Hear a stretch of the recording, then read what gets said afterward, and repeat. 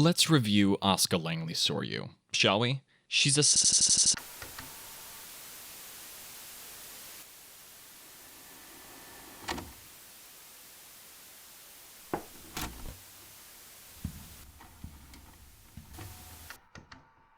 self-styled brat obsessed with her own image, suffering from a masked inferiority complex and craving romantic validation.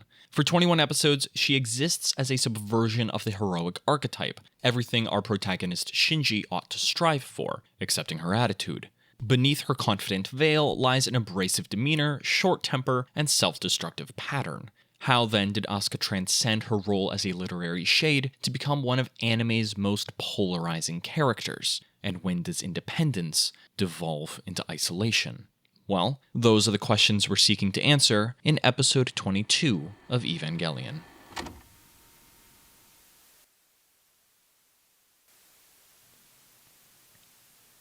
Yeah, we're talking about Asuka.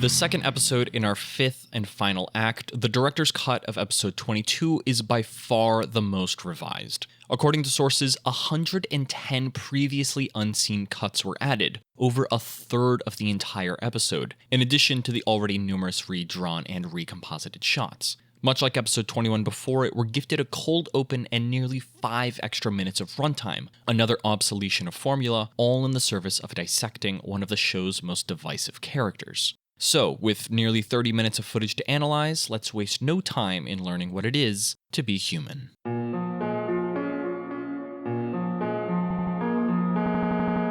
Our cold opening, like the last, is a flashback, bringing us this time to the night before Gagil's episode 8 attack aboard the convoy from Germany to Japan. Here, Asuka and Kaji bask in the moonlight as the former attempts seducing the latter. She advances to the left, typical regression framing, which we can interpret as her inability to let go of Kaji as a romantic interest. We see in Kaji's expressions here that he's never viewed Asuka as a potential partner, unlike Misato and Shinji, and despite his gentle handling of her seen in previous episodes, she never stood a chance with him. At the prospect of this already sealed rejection, Asuka boldly offers her body to him, an uncomfortably close shot from Kaji's point of view, highlighting the unnerving intimacy attempted here. The scene itself is working against Asuka, painting her in childish and ignorant moonlight as she demands to be desired. A frantic montage of negatives foreshadowing the frenetic doom of her arc before a monochromatic title splash, usually only seen during midpoints, bookends our introduction. 1 minute, 19 seconds. Everything we need to know is shown here. Such a complete encapsulation of her character, the sequence is so tightly edited, I dare say you could do without the rest of the episode if we knew the motifs to pick up on. The opening shot, the moon, we know is associated with Rei, not Asuka. Not only is the second children out of her element here, but the sigil evocative of her nemesis brings out the worst in her. Asuka's fixation on inculcating intimacy is a perverse endeavor at preserving her identity. We're given hints to her self-obsession in the montage, every frame focused on her, and, of course, the infamous doll, her greatest fear highlighted in a spotlight not unlike the moon this sequence opened with. Asuka herself even shouts aloud her cardinal sin, "Look at me," as the doll and moonbeam play to the audience, both representing an absence of agency and stealing attention away from the girl who demands it. Our introduction confirms the existence of Asuka's desperate, cancerous self-hatred. The rest of the episode fleshes out where it grew from. The show wastes no time, the director's cut moving on from the splash screen to our next shot without playing our typical intro, which means episode 22 is the only episode in the series not to include the iconic opening. Now remember, in the director's cut, time is not a limitation. The episode is still nearly 30 minutes due to extra scenes, so why exclude the peppy intro? The only reason I can think of is to preserve the established tone and prevent dissonance or whiplash. In the previous episode, our intro rigidly separates past and present events, acting as a sort of substitute time card like we see throughout the rest of the episode. Here in this intro, however, 3 types of shots have already played to us: established relative present in Asuka's seduction, narrative past in the flashback negatives within the montage, and visually symbolic conceptualizations, as shown with the doll and spotlight. So there's no need for a hard break in tone, as these 3 structural considerations are already bleeding into each other, foreshadowing this episode's chaotic and frequent fluctuation in reality, whose dour tone is best left untouched. Also, epilepsy warning, because Ano just couldn't help himself. Be aware, this episode deals heavily in contrast, particularly against Shinji's internal self-diagnoses in episodes 16 and 20. This is obvious even in our first shot following the intro, a church's steeple cross hinting at the burdens this episode aims to uncover. We've established crosses play a prominent role throughout the series, both as stylized emphasis and metaphor for burden. But the steepled crosses especially herald a critical internal struggle. The long shot of Asuka hand in hand with a father who is literally not in the picture, while outsiders discuss her mother Kyoko's death, is a horrifying start, quick to pale in comparison to the actual site of the insanity that led here. We've spoken before on the possibility that Kyoko, Asuka's mother, had her contact experiment before Yui and remained mad for a prolonged period afterwards. One such evidence is no mention in off-screen dialogue about Yui or her results, and the fact we never see any memory of Asuka's from before Kyoko's insanity could be because she doesn't remember a time before her mother's condition. The condition itself leaves Kyoko conversing with a doll she thinks is Asuka, which explains Asuka's fear of being replaced and hatred of hollow persons. We see this fear immediately worsened when voiceover insinuates Asuka's father abandoned her to begin an affair with one of the attending physicians while Kyoko was still alive. And if you really want to dig into that detail, the camera pans to the right to show an open door as this dialogue plays, then cuts to Asuka staring left as moaning ensues. The camera builds out a space in just 2 shots to infer not only was Asuka clearly aware of this affair as a child, but that it stands directly in the way of her emotional advancement as she's forced to face left of the door. This further compounds as an adult at Kyoko's funeral hypocritically assures Asuka it's okay to cry and be vulnerable, saying so while herself holding a handkerchief over her face, hiding her own emotions. Her retaliation to these hypocritical restraints is understandable and would be admirable if it didn't catapult her into a self-destructive spiral. She breaks from her imposed role as a griever when opting not to cry, keeping her emotions hidden while searching for an escape from the treatment she's receiving. Forsaking her appointment as a griever is the stepping stone to her forsaking her appointments as a leader, lover, and colleague, all of which work to keep her from the only role she ever actually wished for, an adult. In fact, you could say we're witnessing a premature rejection of self-involvement, relationality, and self-improvement, the 3 themes defining the first 3 acts of the series, which Shinji needed for his own development. But let's not get ahead of ourselves.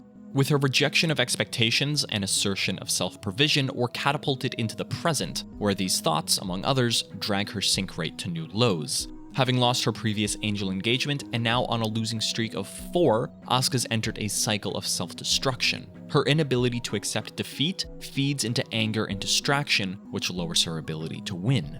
And a defiant shout in the face of this brings us to our first title, at least be human. With Ritsuko expressing doubt in Asuka's piloting abilities, we see all 3 Evangelions in the latter stages of repair following Zeruel's attack from episode 19. Although the time between their savaging and salvaging is indeterminate, having a 3-episode gap between the attack and regeneration facilitates a sense of sluggishness in the process. Just like Unit Zero's previous 4-episode-long repair, the show isn't afraid to remind us of realistic consequences. After these shots of Units 0 and 2, a cleverly framed close-up of Unit 1's newly reinforced teeth remind us again of exactly how that last skirmish was won. And the literal baring of the fangs is an all-too-overt warning of what the Ascended Evangelion might now be capable of.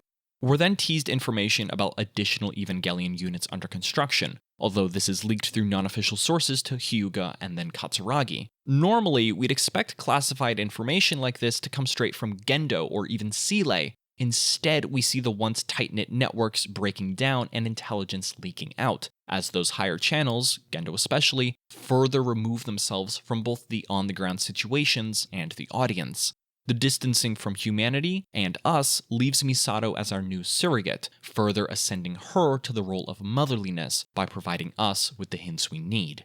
At the train station, a passing transport reveals Asuka, framed so far right it reminds us of Kaji's framing in the previous episode. Not a coincidence, as both fail to make calls to their respective lovers, a subtle hint reminding us that Kaji's death is still largely unknown. When Asuka spots Shinji back turned to her, the scene traditionally blocks them as nemeses, wherein she categorizes the previous battle's events as a personal loss and laments his ability to adapt, mature, and move on. In fact, the scene mirrors Shinji's eavesdropping from episode 5 when he grew jealous and confused by Rei and Gendo's unheard discussion. Wait, can you eavesdrop on a conversation you can't hear? I guess is that just spying?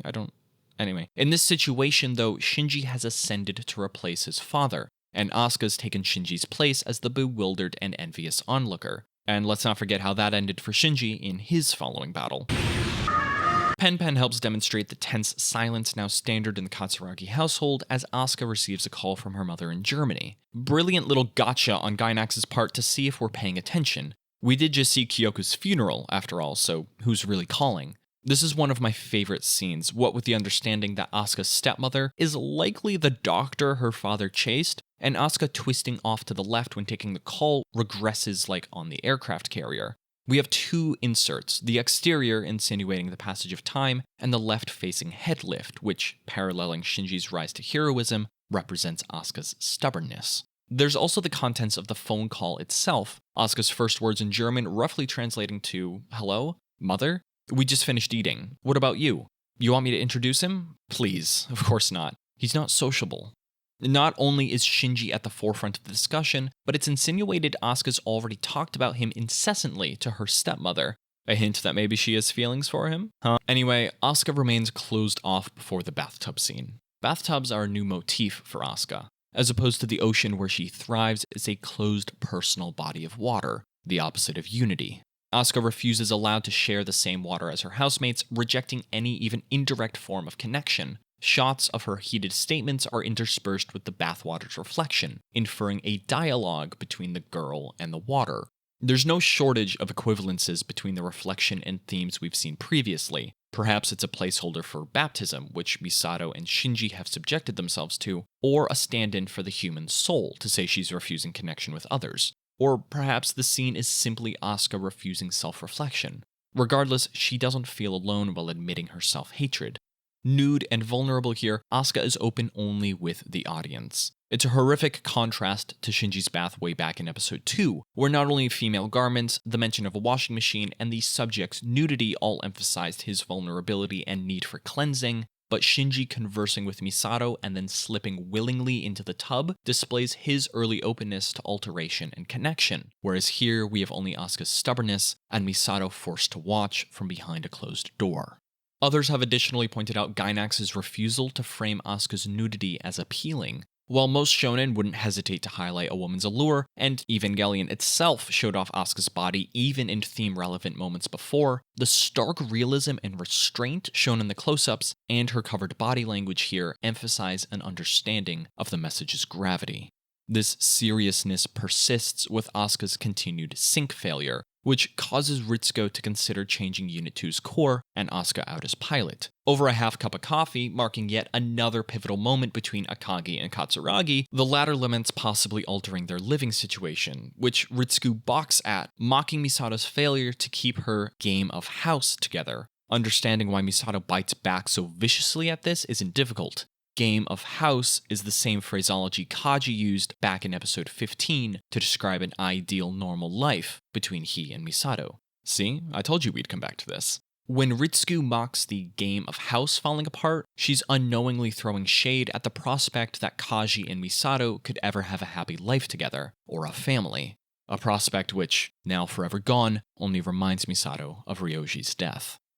In the restroom, we see Asuka further distance herself from an established role, this time shunning womanhood at the pain it brings her. As she boards the elevator, we cut from the opening doors to Asuka's disdained expression, the reveal of her annoyance delayed until a full 3 shots later when we see Rei in the iconic elevator long shot. I'm not sure I can overstate my amusement over the many distinct directorial choices not made here. Like the other holding shots of the series, every second ticking by without break or motion only multiplies the tension, a buildup of potential energy we know has to release sooner or later. On top of this, while we've had confrontations with the likes of Shinji and Misato, the dynamic between Asuka and Rei is doubtlessly the most antagonistic of the series, in spite or perhaps because of the unbalanced buy-in of both parties. Asuka maintains her height above Rei, but Rei is open to the audience, again like Shinji's lambasting in episode 4. So we're waiting to see which wins out, confidence or sincerity. The shot is 54 seconds long, the first 15 devoid of movement until Asuka blinks. 32 seconds in, Asuka shivers, an outburst of energy which fakes us out. You thought she was engaging Rei, moving on with the plot, but instead we're forced to wait until 50 seconds in when Rei makes the first comment. It's another fake out, Asuka's subtle but constant momentum drawing our attention to her, convinced that she, as the overly engaged nemesis, will bite first. But our eyes are yanked to Rei as she outplays the redhead's wariness with a one-sentence indictment of her emotional state. It's a masterclass in engagement, our attention directed and subverted over what's largely a static image, save for minimal motion, delicately designed to keep your eye right where Anna wants it. Asuka's immediate retaliation is necessary. Rei insinuating her past and current failures are her own responsibility. Asuka's following tangent betrays her hurt regarding the subject, and she lashes out trying to elicit any reaction from Rei, which succeeds as she calls her a doll. This is what Rei chooses to rebut. She doesn't defend Shinji like on the rooftops in episode 16, instead ignoring Asuka until her own self-agency is questioned. Now, you'll notice though, as the camera closes in with the rising action, Rei is the one turned from us, the audience aligned with Asuka in wanting a reaction from the first children, until the second speculates Rei would off herself if ordered to. Now, this is obviously incorrect. Rei would off herself without orders, as we saw against Zeruel, but of course, incited self-deletion is a particularly sensitive topic for Asuka, seeing as that's the route her mother took. Which is why Asuka slaps Rei for her affirmation, which almost hilariously parallels Rei slapping Shinji in episode 5. Again, the counterattack doesn't come until allegiance to Gendo is brought into the equation, and Rei's loyalty has now led her to slap and get slapped by her teammates, perhaps warranting some self-reflection. Go figure. Where were we? Oh yeah. We're gifted a brief 5 shots showcasing Shinji abstaining from school, and Hikari and Kinosuke lamenting his and the others' absences. An indication that grounded interactions and realistic stakes are going by the wayside as the series approaches conclusion. 4 equidistant spotlights press us into Asuka's tirade, wherein she confronts Unit 2 and attempts bending it to her will. I can't help but feel though those 4 lights represent the Evangelion's eyes, hinting that it's well aware of what's going on despite declining to reply. Again, the camera tells us everything. Even as Asuka makes her demands of her Eva, it tilts down to her and up at Unit 2, finally showcasing an entity capable of upstaging our second children. The wide shot paints the Eva looming over Asuka, not unlike how Asuka once loomed over it. The pilot is under the power dynamic here and calls this whole exercise of communing with the ghost in the machine stupid, just in time for an angel to arrive and put that sentence to the test. With that, we have our second title, Don't Be. An imperative, judging by the period, which reflects Asuka's demands of her Evangelion's nature, and maybe even her own. The reveal of our 15th angel, Ariel, represents not only a unique challenge in its geostationary orbit, but, as we'll soon see, is also our second introspective angel of the series, using distance as a personal shield when interrogating our protagonist. Visually, Ariel also makes up the first of the 3 iconic angelic features, appearing as a bird-like pair of wings. Rei is slated to take point, but Asuka, again refusing her elected position as backup, charges ahead. Misato allows this, knowing as a mother that learning through experience is all that will alter Asuka's perspective at this point. And if she fails, well, Ritsuko makes it abundantly clear what the stakes are. Unit 1, of course, is under lock and key, neither Gendo nor Seele wanting to activate the dormant demigoddess unless absolutely necessary. Nevertheless, Shinji sits waiting. The ramping tension told through strictly ambient noise has the waiting game punctuated with shots of deliberate action, much like the counterattack on Materiel. Wait, receive, equip, arm, followed by Asuka's acknowledgement that this is her last shot, maybe literally, at piloting. And hey, look at that, it's the positron rifle from the shootout against Batgirl Ramiel.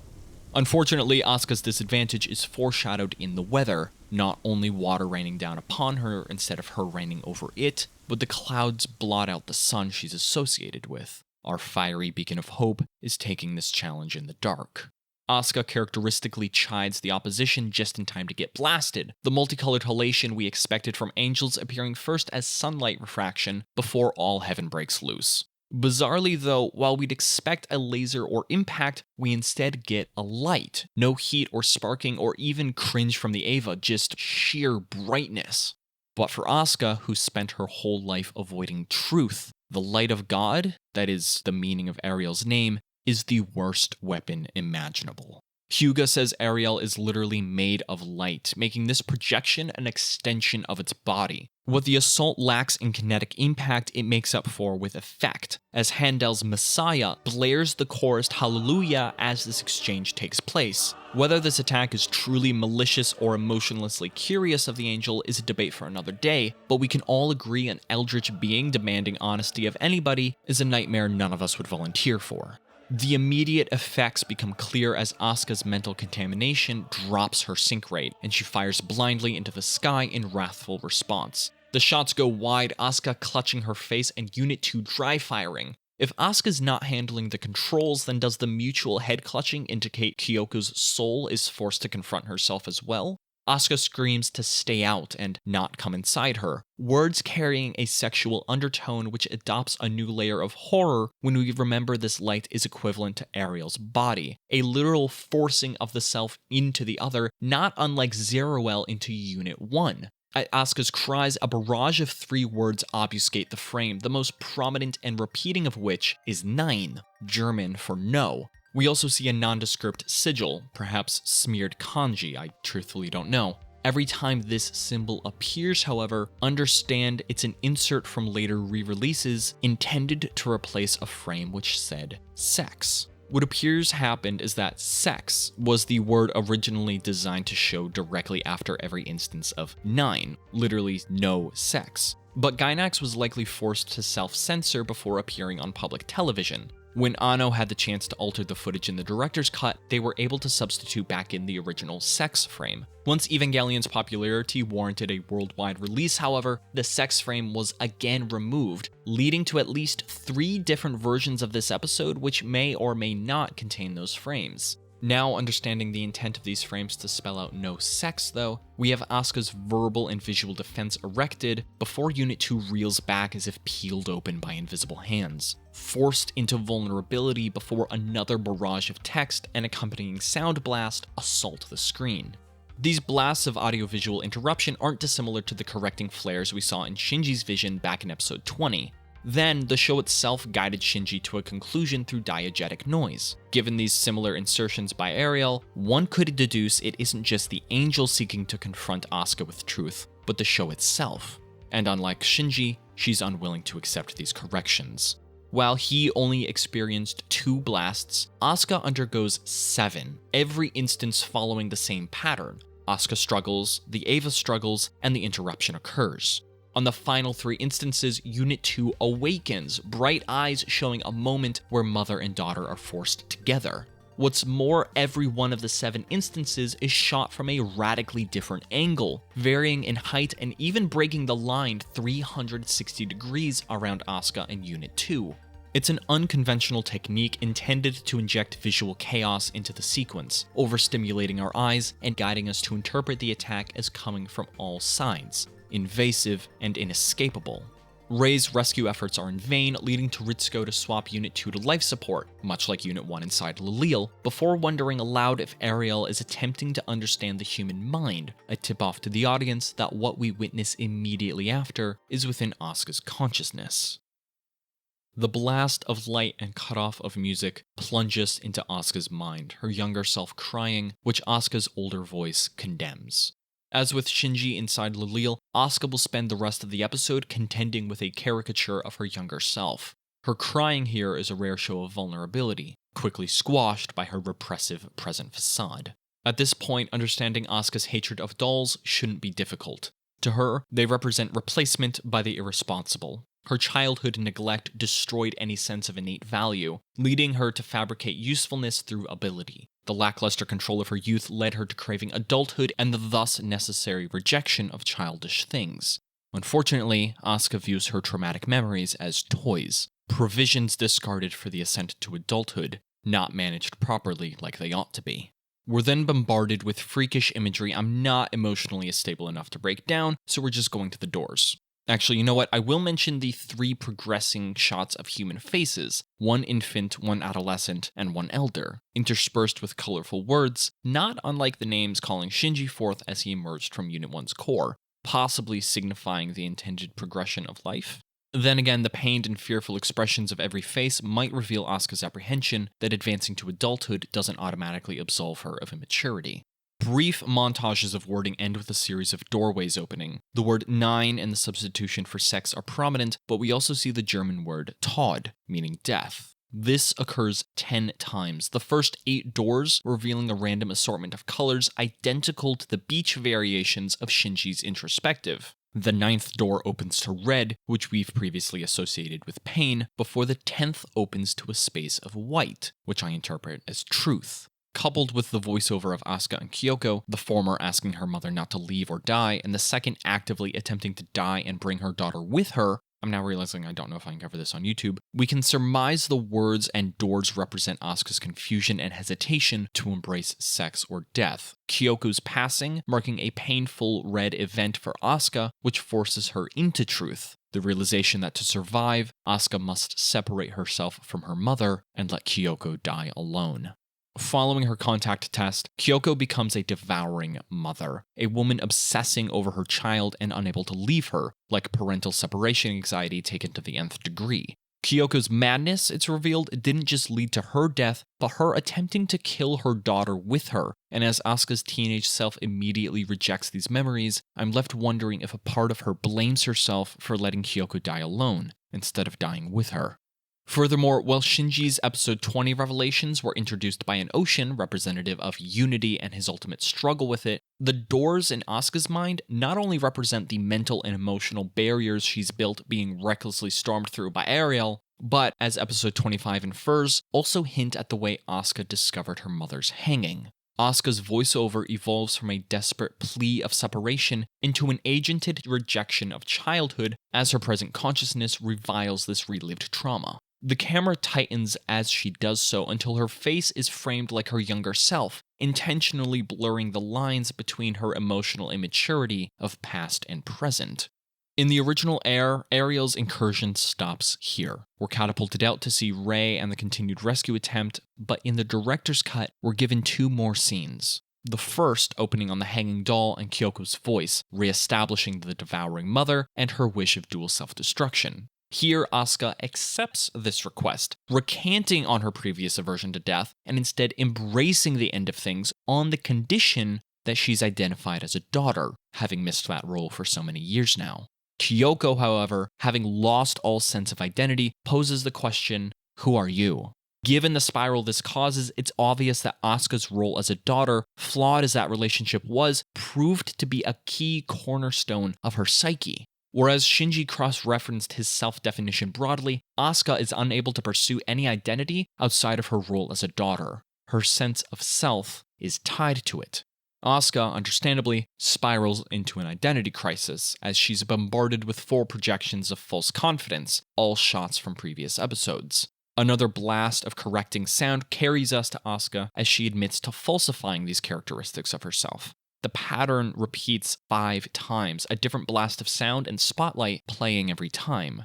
That is, depending on the dub you watch. In the classic ADV dub, every one of the 5 iterations we see is identical, save for the blasting sound and spotlight. In the modern VSI dub, however, every iteration of her falsification plays out with her voice replaced by other female members of the cast, namely Misato, Rei, Ritsuko, Maya, and Hikari. Why these changes were made isn't exactly clear, and I'll leave it to your interpretation. If you want my opinion, I believe the VSI dub, having had more input from Gainax, was intended to show the severity of Asuka's unguided personality as she attempts replicating the aspects of her peers she finds the most desirable. That, or it shows how easily literally anyone could replace her, Asuka's greatest fear manifested as she continues this loss. And that brings us to the train station. Quite possibly my favorite scene, the pan to left followed by the wide shot of Asuka walking backwards is as obvious a sign of regression as any. And whereas every other pilot, Shinji, Rei, and even Toji, have taken rides on the so-called diabolical hell train of forced maturity, here we have our last pilot, Asuka, tripping over the tracks, a foreboding sign that she's missed her ride, and with it, her last chance at self-improvement. A distant figure represents a second chance at connection, before a childish giggle heralds a crowd of faceless beings. Look closely though, and you'll notice the swarm bearing Asuka's hairstyle and physique. Many interpret this as more foreshadowing of instrumentality, much like the considerably brighter and more inviting suggestions of the three women to Shinji. Given the swirl of red and doll-like smiles of the crowd, however, I believe this is less instrumentality hinting, as it is Asuka literally struggling against the monster that is herself. Remember guys, sometimes it is just that obvious. Her vision swaying, Asuka reaches for the distant figure identified as Kaji, before a hard cut to episode 15 shows Kaji critically rejecting Asuka. I find the contrast telling, Asuka stretching backwards for the man always out of her reach, only to have him as faceless and unrelenting as the crowd tangling with her. Kaji's line from aboard the battleship, "You're still a child," finally and permanently separates them, as her gaze drifts from Kaji to Shinji. The background of this shot looks like Misato's apartment given the door, but it's an original shot for this sequence, the show itself reminding us viewers that Kaji is Shinji's foil, and to love one and not the other is paradoxical. Asuka, recognizing this, is forced to admit to herself she does and has, in many ways, always loved Shinji Ikari. She responds by declaring not a hate for Shinji, but a rageful regret at not successfully initiating his pursuit of her. More than anything, she's realizing her behavior, too muddled with fear and obstinance, has resulted in overly aggressive and self-obsessed ploys, which only drove Shinji away. We see these ploys from previous episodes playing out as she admits this. The Wall of Jericho setup from episode 9 not enticing Shinji, but leaving her isolated. We've seen Shinji's lighted confusion, now an original shot gives us Asuka's darkened disappointment. Among others, we see his episode 10 rescue and their episode 15 kiss. Another original shot following her bathroom retreat wherein she gazes forlornly into the basin she spat into. Even more telling than these shots, though, is her line, "You won't even hold me." To hold somebody is a Japanese double entendre. The English equivalent is to sleep with someone. It means intercourse. In her misguided attempts at love, Asuka's prevented herself from achieving her true desire, to make love with Shinji. There's an additional and more critical layer to her failure, though, as Asuka's not just lost her chance with the boy she truly loves, but, in her mind, abdicated her right to existence. She witnessed her father's romantic neglect as he chased another woman, and when her mother was no longer desired, she recommitted herself. In Asuka's mind, to be chosen as a pilot or loved as a partner is the only guarantee of survival. It's a game of life and death, and she's just lost. This gives way to a flurry of scribbled images, crayoned Rorschach prints of wrath and loathing, a final bestial face replaced by an equally unseemly crying Asuka, no longer demanding but begging for attention, for salvation. Again, we have our three narrative strains, present bleeding into conceptuality, bleeding into past, the crayoned images either drawn by Asuka in her youth or fabricated by the show to illustrate her deteriorating mentality. Asuka, naked in the playground, scrunches into a ball to combat her vulnerability.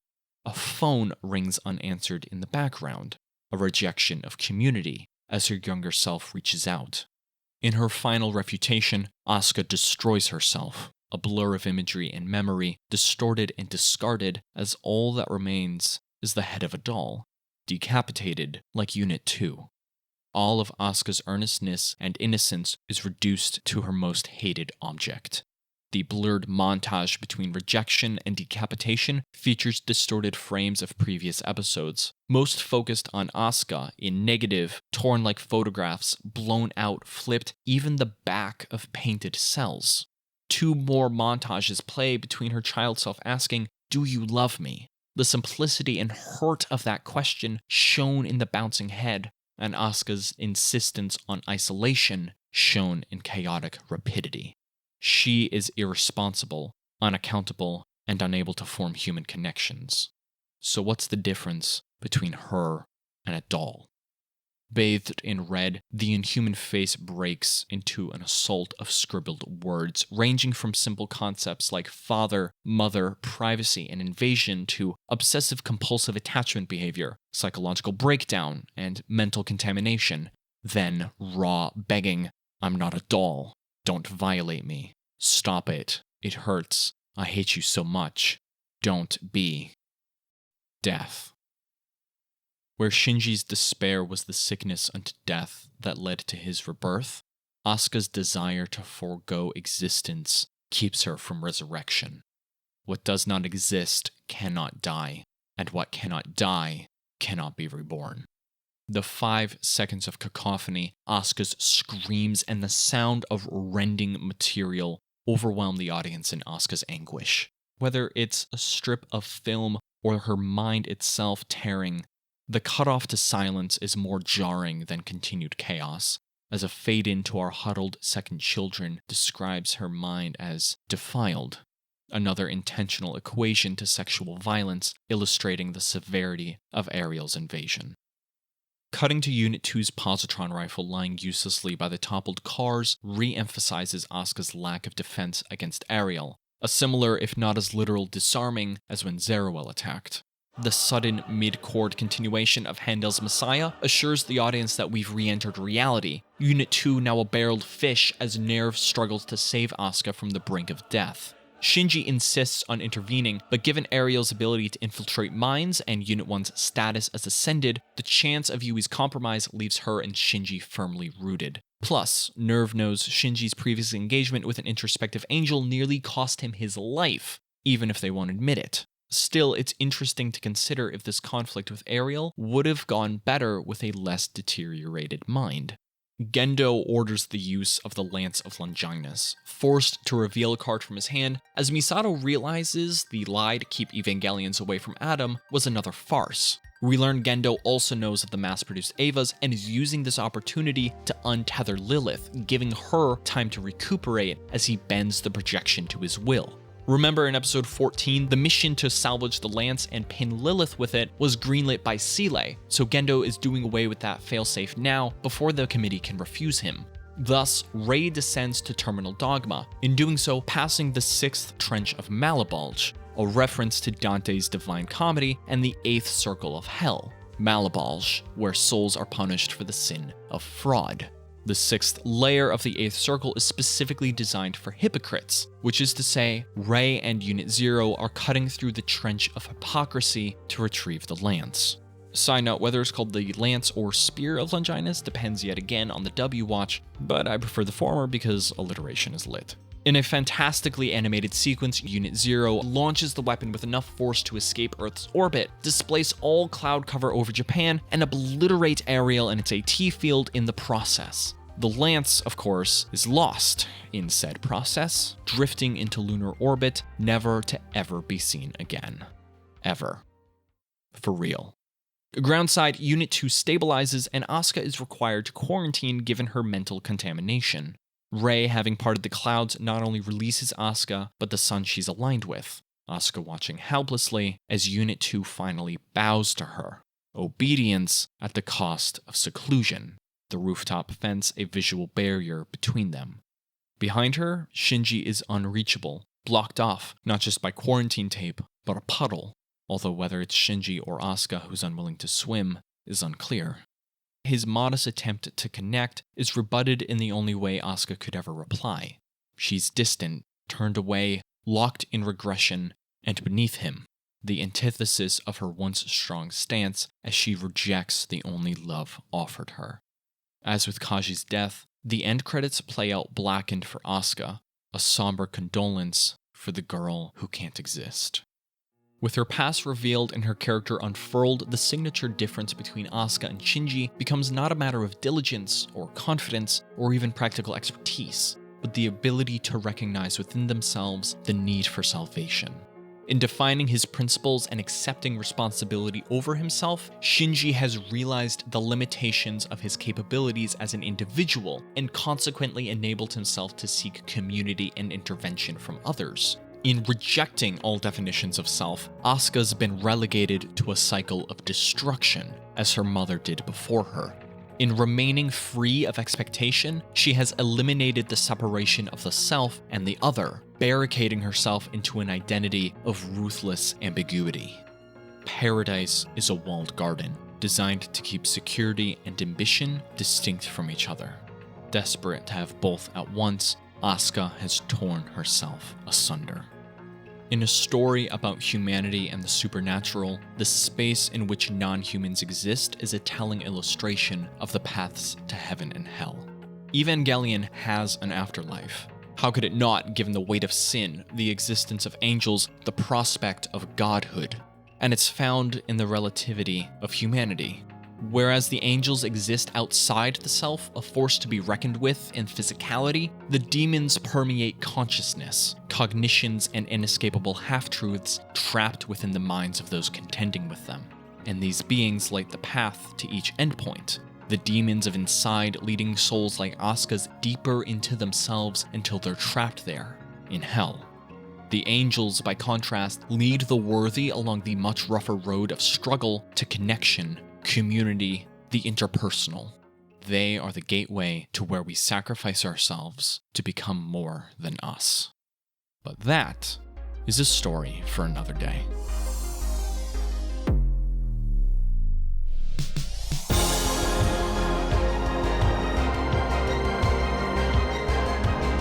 Wow, what a ride that was. Thank you all so much for watching. I hope you enjoyed this much deeper dive into Asuka than I was expecting to put out. The script has been in development for months now, since before my last release, which is insane, and I never expected to release a video this long, but hey, here we are. I appreciate your patience. Trust me, I know it took forever, but hopefully this extended release window and runtime was worth it. If you're new here, check out our other videos on the edit of Evangelion, and for the rest of you, thank you so much for the incredible continued support. I, as I said, did not expect the video to be so long, but there was absolutely no way I could break it into multiple parts. You guys deserve better than that. I am, however, terrified of how long the next video is going to be, but we're covering Rei, which should be tons of fun.